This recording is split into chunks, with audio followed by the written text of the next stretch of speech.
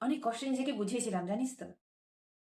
অনেক কষ্টে এটা বিশ্বাস করিয়েছিলাম যে তুই বাকিদের মতো নস, তুই আলাদা। তুই তো করা প্রমিস গুলোকে পূরণ করার চেষ্টা করবি, কিন্তু দেখ, আমি আবার ভুল করে ফেললাম।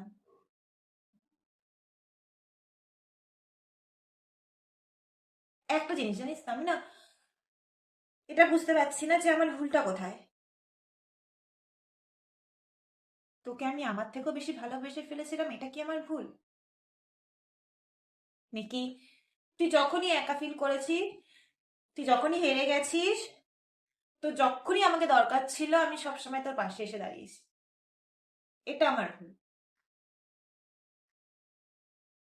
নাকি আমি তোর কেয়ার করে ফেলেছিলাম, হয়তো একটু বেশি, এটা আমার ভুল? আমি না কখনো আমাদের সম্পর্কটাকে ইনভেস্টমেন্ট হিসেবে দেখিনি। আমি সবসময় এটা ভেবেছি যে তুই আর আমি একই।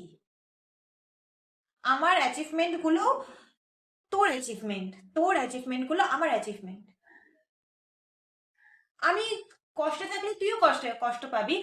হয়তো আমি আমাদের সম্পর্কটাকে বাঁচিয়ে রাখতে গিয়ে এটা ভুলেই গেছিলাম যে আমার জীবনে আরো অনেকগুলো মানুষ আছে, তারা আমাকে ভালোবাসে, অনেকটা ভালোবাসে। তাদের কাছে আমার প্রায়োরিটি আছে, তাদের কাছে আমার সম্মান আছে, তাদের কাছে আমি সবার শেষে না, সবার উপরে থাকি। আমাদের সম্পর্কে না আমি তোর মতন হওয়ার, তোর, তুই যেমনটা চাস তেমনটা হতে গিয়ে নিজেকে হারিয়ে ফেলেছি। তোকে আমি ভালোবাসতে গিয়ে নিজেকে ভালোবাসতে ভুলে গেছি। আমি অনেক কিছু পারি করতে, ভুলেই গেছিলাম আমি এগুলো, জানিস তো।